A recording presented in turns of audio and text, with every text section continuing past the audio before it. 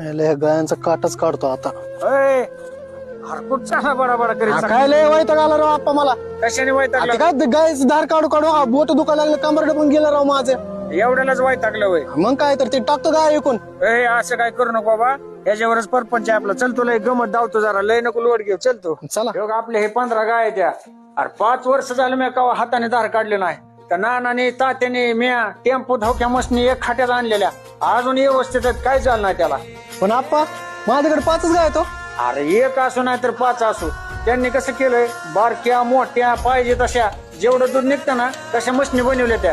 त्यांचा इंजिनियर येतो आपल्या शेड मध्ये मिशन फिट करून देतो. नुसती लावायची मशीन आणि काढायची बघता. अरे मला का मस्त आहो.